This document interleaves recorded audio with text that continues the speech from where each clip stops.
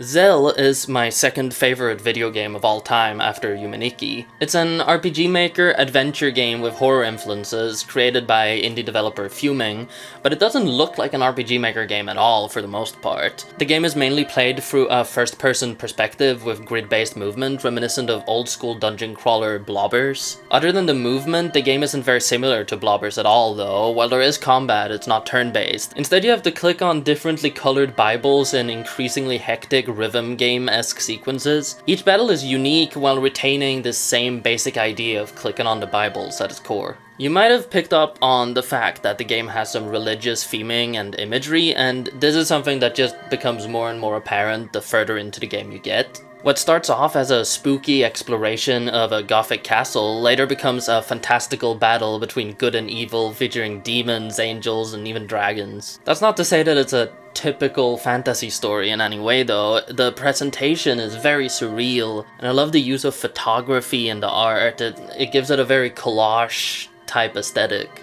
Even with all of its outlandish ideas, the game still manages to have a strong, grounded emotional core, mainly about grief and coming of age. And it handles these subjects so carefully and beautifully, leading up to an ending that made both me and my wife bawl our eyes out when we first played it.